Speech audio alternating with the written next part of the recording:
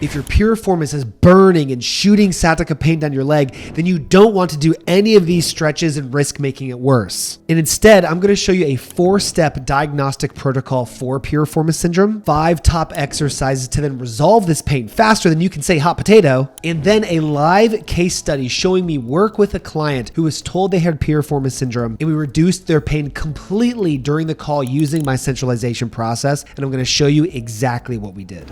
My name is Dr. Grant Elliott, and we helped thousands with back pain and sciatica fully recover through our one-on-one online coaching program. And in this episode, I'm going to show you how to finally address this burning piriformis pain that you were ready to say goodbye to yesterday.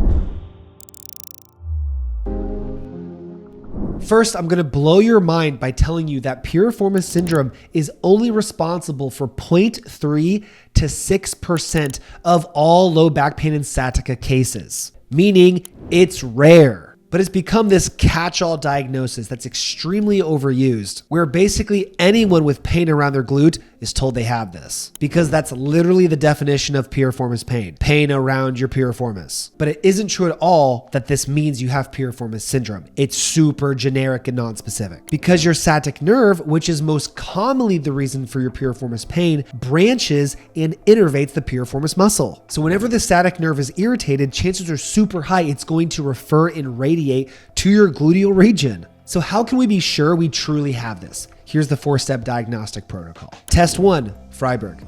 The subject lays flat on their back. Your test partner can now grab your leg and then simply internally rotate it while your leg remains straight to see if it reproduces your chief complaint deep in the glute. Test 2 is pace test. You're sitting.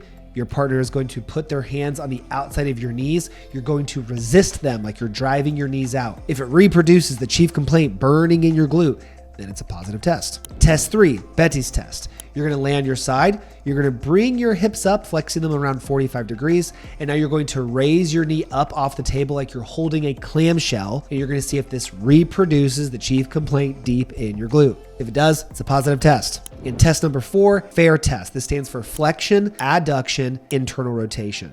The subject is going to lay on their side. The partner is going to grab their leg, bring it up into flexion, put their hand on the knee, other hand on the ankle, and then push it into internal rotation. If this reproduces the chief complaint deep in the glute, it's a positive test. Now, the trick here is that these tests can still trigger piriformis pain where the root of the problem is in the lower back. Because if a nerve in the lower back is being hit by a disc or aggravated by other issues in the lower back, then any movement of this nerve can still trigger pain. So these tests can still move the nerve and can still trigger the root issue in the lower back and can still refer to the glute. One great example that I encourage you to try as well is the slump test, where you sit on the edge of a chair or a table, you slouch forward, chin down, you straighten the symptom leg as far as you can, pointing the toes to the ceiling, and you compare it to the other side. If you have pain in the glute that's radiating down your leg and you perform this test, it's very obvious that your piriformis muscle is not moving as you do this. The only thing that's changing or extending is your hamstring and the nerve.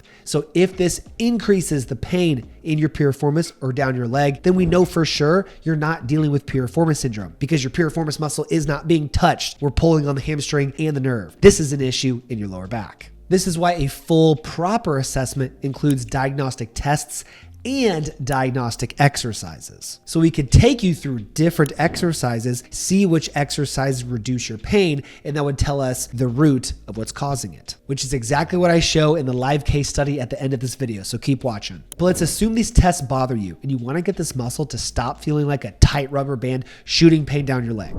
Hey, real quick, I know you're struggling with pain and obviously want to fix it. So if you just text me the word pain to 317-751-9509, I will send you my free back pain fix demo. Just text that number and you can fix your pain. Thank me later. Back to the show. Here are 5 amazing exercises I recommend for this. First, our moving pigeon. You're going to get in a standard pigeon pose, but instead of rounding your back and wrenching your piriformis, which could actually make it worse, you're going to hold the pigeon pose with your hip lifted off the ground at least a few inches. Keep your back straight, supporting your body on your hands, and you're going to rock forward and back like you're holding the pigeon pose, but moving forward and back. This is going to contract and mobilize your piriformis through multiple ranges as you move. Second is our pigeon drops. Now you can pause, you can hold this position, lower that hip down to the ground, tap and bring it back up. Once again, strengthening and stretching the piriformis muscle at the same time. Third is our banded clamshell. Lay on your side, hips flex to 45 degrees, put a band around your knees, and now pick the hips off the ground like you're in a side plank position as you pull the band apart. This is activating the piriformis muscles and hip external rotators on both sides. Slowly lower while bringing the knees together, tap the glute,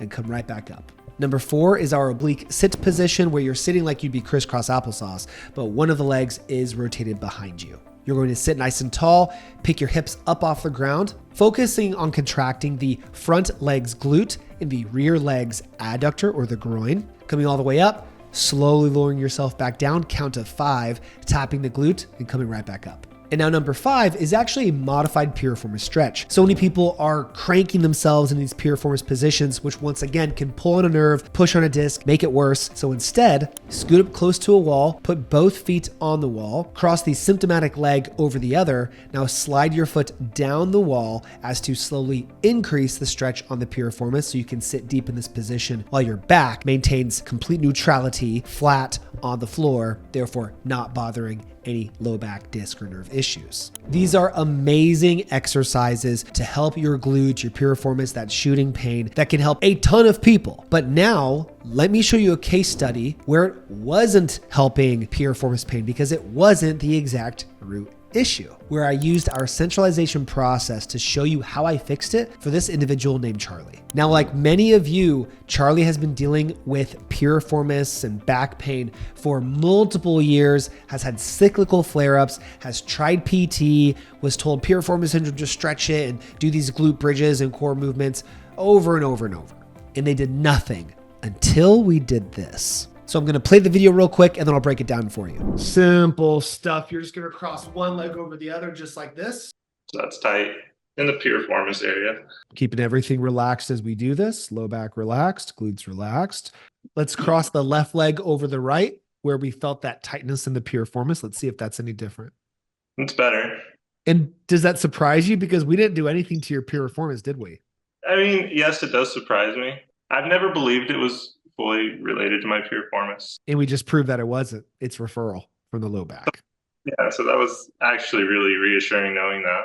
Yep, definitely not a piriformis problem. That's your low back referring to your piriformis, 100%. So let me break this down to catch up to speed. First, I took him through a thorough history, which didn't sound like piriformis syndrome. Then I took him through multiple special tests, ranges of motion, to see what his symptoms told me, which didn't sound like piriformis syndrome. I focused on the one test that was most significant to his pain, which you saw, crossing the hip over the other. It's called external rotation. And instead of wasting time on stretches that could make him worse or do nothing, I went to a low back exercise that focuses on disc and nerve issues in the low back that can refer down into sciatica pain. This exercise looks like the generic cobra pose. And as you can see, performing the test the second time, during one session using my centralization process, we reduced his piriformis pain and gave him the reassurance and the confidence that he's going down the right path now. So if you are like Charlie, tired of this pain, and you want it resolved quickly like we did for him with a proper plan to follow, then I have something for you. Just text me the word pain to 317-751-9509 to get a tailored step-by-step plan to permanently fix your back or sciatica issues using my centralization process. And after you text me, please like the video, subscribe if you haven't already. Follow me on Instagram if you have not yet, at RehabFix. Thank you so much for watching. I'll see you on the next one, and I'll see some of you in the program getting pain-free real soon.